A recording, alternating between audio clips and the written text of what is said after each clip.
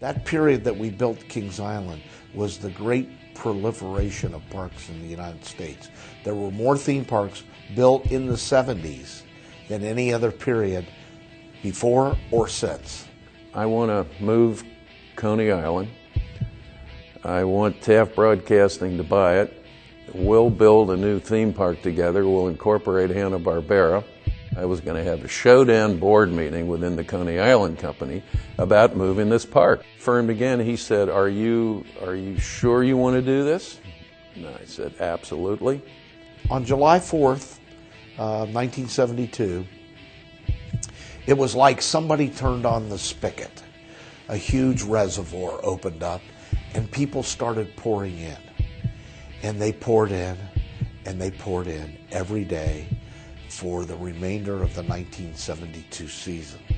We were averaging 25 to 30,000 people a day.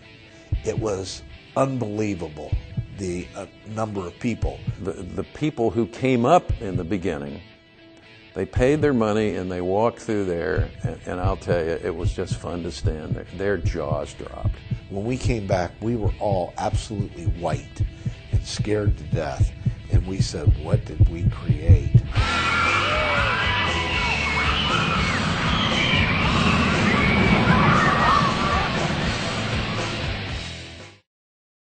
For nearly 40 years, Kings Island, located 20 miles north of Cincinnati, Ohio, has been a popular destination for families and thrill seekers alike.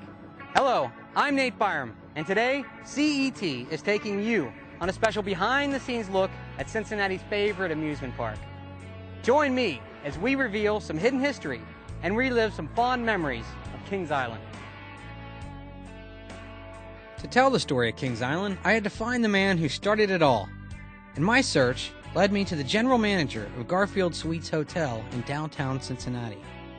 I was going to meet the father of Kings Island. My name is Gary Wachs. I was general manager at Kings Island from its inception, going back to 1970 under construction. And I was there through its first season, 72, and then I moved to Richmond, Virginia to build another park, the sister park, Kings Dominion.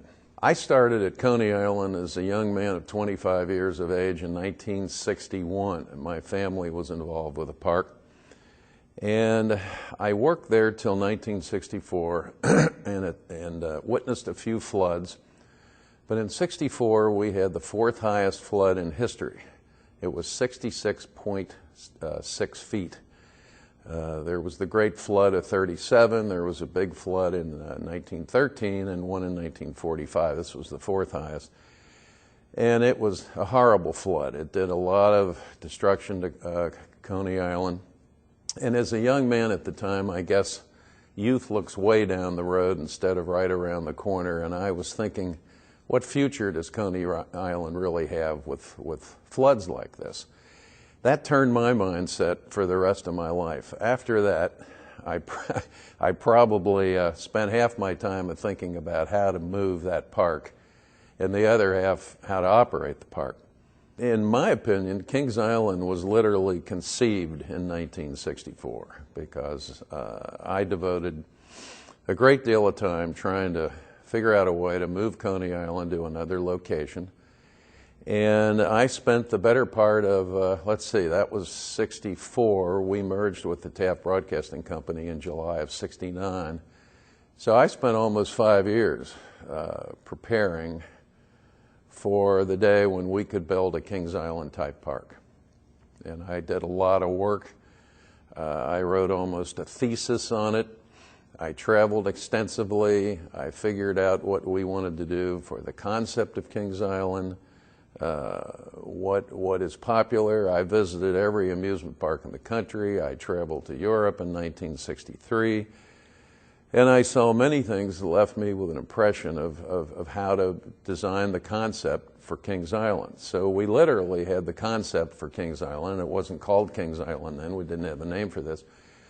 But I had a concept for that park before we ever merged with the Taft Broadcasting Company. So the story of the merger is interesting, but when we did merge, we were ready to go. You know, it was fascinating in those days because when we got in bed with Taft, Taft essentially threw the keys at me and said, go build it. And I knew I had to hire a couple of guys and say, here are the keys, you do it. And Jack Rouse says, when I threw the keys at him, we need a live show department, and he did it. This other guy said, we need a merchandising department, and he did it. Well, so Gary threw the keys, and, you know, I caught the keys, and then it was kind of important that I find somebody to do it with me because I wasn't all that talented. So I threw part of the keys anyway to a guy named Carmen De Leon, who, of course, still is here in Cincinnati, and we sort of took off from there. It was a wonderful opportunity for a lot of young men, including Mr. Spiegel. He worked at the front gate at Coney Island as a seasonal employee. And I used to ask him, what would you like to do in your life? And he said, well, I'm going to be a teacher at Amelia High School. Well, about a year later, when Kings Island came up, it was kind of like World War II. We had a lot of planes to fly, but we didn't have enough pilots. And I had to hire a bunch of pilots in a hurry. So I saw Denny, and he certainly looked like a energetic, smart young guy. And I said, how would you like to get in this business? And I said, several of us have to go up to Kings Island and start working on this park, but we don't have enough people to stay at Coney Island to help run Coney Island. So he jumped at it, and he was a great fit. He was just a natural in the business. And he went up the ladder pretty quickly because as soon as I got through with Kings Island, I was only the general manager there for the first season, because then I had to move out of town to Richmond, Virginia to build King's Dominion. So it was an opportunity for Denny. It was an opportunity for a lot of young men. It was really, really great. So Gary Wachs was the father of Kings Island. I guess that would make Dennis Spiegel, the president of International Theme Park Services, the fun-loving uncle of Kings Island. I worked at Coney Island from junior high school through college. When I graduated from college, I became part of the management team at Coney Island, and that evolved into a position of full-time employment at Kings Island when we opened in 1972. Well, Kings Island was very interesting because it was really the beginning of the industry. It came at that point. There weren't many theme parks at that point in time, with the exception of Disneyland and a couple of other properties out in California. There were only 2 other Six Flags parks at that time, and we began planning Kings Island, realizing that Coney Island, our existing park, couldn't grow. We needed a bigger facility for this market. It was landlocked. We had the river on the south side of Coney Island. We had Route 52 on the north side. We had River Downs Racetrack on the east side, and the little town of California on the west side. So we only had 155 acres at Coney Island. It was pretty well maxed out at that time. For a long time, I had to solve some internal problems within Coney Island about moving. Number one, I was a young maverick that wanted to move a park that was extremely successful. We were voted time and time again as the world's finest amusement park, the #1 amusement park. This was before the advent of theme parks, but we really were the finest amusement park in the country by all of our peers' definition. And for a young man like me to run around even within our own organization and say, let's get out of here, when we were very, very successful, I wasn't taken terribly seriously in those days. And I finally won over a few people in the organization, and even my father, who I loved and adored, but he was sort of in the middle of the road. I think in his heart he knew I was right, because competition was coming. We couldn't stand the floods. But he was of an age where I don't think he wanted to be a pioneer in this effort. So we had another person in the company. He was not a majority stockholder. He was a significant stockholder, and his name was Charles Sawyer. He was Secretary of Commerce under Truman. He was ambassador to Belgium in World War II. He was quite an interesting man. He was a senior partner of Taft, Stettinius, and Hollister. He was a very Very supportive guy in everything we did. He never interfered with the management of Coney Island because, frankly, he was in Washington and Europe most of the time. Very supportive until I wanted to move this park. So I started making presentations to him, trying to sell him on the idea. I even flew him down to Six Flags over Georgia the year it opened in 1967 to show him what a modern theme park was and what we were going to be facing in our area sooner or later if we didn't move. Well, I couldn't get him to budge. He was in his 80s, and as I said earlier, a young man looks way down the road, an old man barely looks around the corner. So I couldn't get him to budge on the idea, and I was kind of frustrated. And then push came to shove, and I decided to have a Coney Island Board of Directors meeting. And frankly, I had lined up all of the stockholders. And between some friends and family, we had the majority control of the stock. And here I was again as a young man, I was going to have a showdown board meeting within the Coney Island Company about moving this park.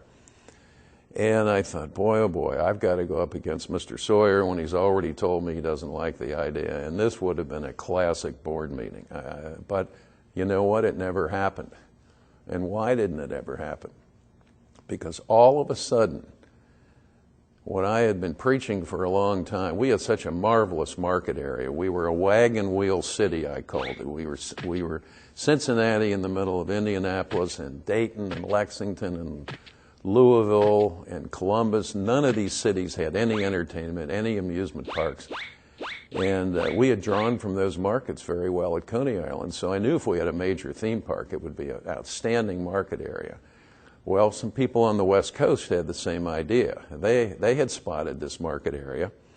And it was a guy named Fess Parker who was a big television star in those days. He had that Western series on television. And lo and behold, I wake up one morning and the Enquirer has a headline. It said, Fess Parker to build a theme park. And it was in northern Kentucky at the confluence of I-71 and I-75. And my heart sank because I knew this was for real. I knew this was going to happen. I knew that some of the people he had behind him. I knew he used a company called Economic Research Association, which was a major player in those days. And they had crunched all the numbers. And all of a sudden, I went from a kid who was not taking terribly serious to overnight, I had instant credibility because I had been predicting this stuff for 5 years.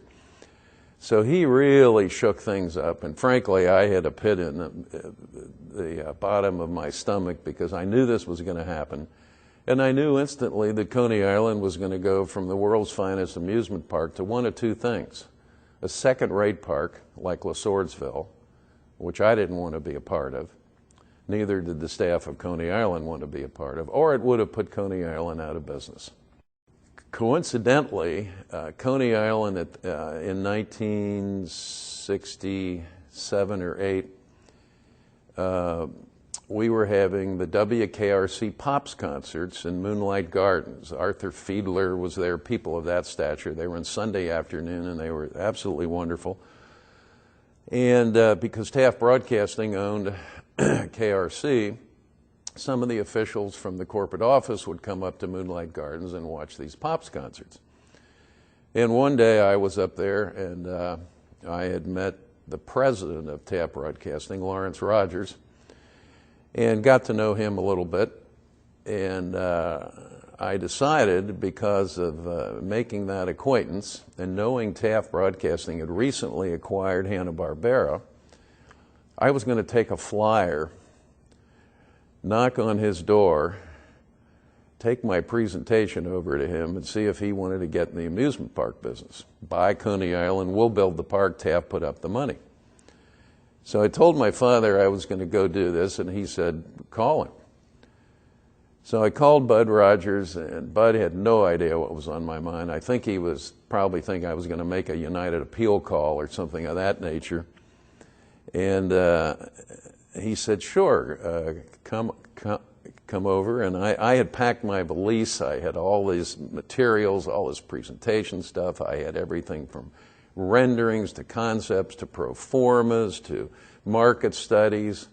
This was the same presentation I had given Mr. Sawyer for 2 hours, not to mention people within our own organization. So I go see Bud Rogers. It was, this was 68, late 1968. I go in his office, and I'll never forget, I walked in his office, and he was on the phone, and it was a conference call, and he was giving an editorial to all of Taft stations across the country, and I guess they did that in some fashion in those days, an editorial from the corporate office. And he was on the phone, and he kind of motioned to me, come on in, and I'm dragging this big valise of materials in, and he had absolutely no idea what I was doing there. He hung up, and he said, he was very gracious. He said, now what can I do for you? And I said, Bud, I'm going to need an hour of your time. And he looked at me, and he said, well, that's all right. So I opened this material up, and I said, Bud, I want to move Coney Island. I want Taft Broadcasting to buy it. We'll build a new theme park together. We'll incorporate Hanna-Barbera. And here's the rationale behind it. And I proceeded to go through all this stuff again, which I'd gone through so many times. I was pretty good at it at that point. I could do it with my eyes closed. And after I was through, he was really sort of nonplussed, because again, he didn't know why I was coming over there. And he said, he paused, and he said, very interesting. And he said, let me think about this, talk about this, and I'll call you. And I left his office, and I told my father about the visit, and I said, Dad, I think there's some interest there, but Bud's going to call me. So he did. He called me a couple of weeks later, and we had lunch at the Palm Court in the old Netherland Hotel, and this was over the Christmas holidays. And he kind of reaffirmed again. He said, are you sure you want to do this? And I said, absolutely. He said, are you and your father on the same page? My father was president of Coney Island at that time. And I said, we absolutely are. And he said, well, we have one more meeting. I want you to meet Mr. Meacham, who is the new chairman of the board at Taft Broadcasting, and I'm going to set up a lunch at the Masonette. Well, a week or two later, we did that, and I met Mr. Meacham at the Masonette, and I remember, among other things, I took over some stock performance statistics from the Great Southwest Corporation, which at the time owned all of the Six Flags theme parks. And of course, the stock was going straight up. And I showed that to Mr. Meacham and how it was possible to do the same thing. And in my opinion, I think the vaccination took at that luncheon. At the end of that luncheon, Mr. Meacham asked me, he said, how about Mr. Sawyer? Because he had worked with Mr. Sawyer in the Taft law firm before he switched over and became chairman of the board at Taft Broadcasting.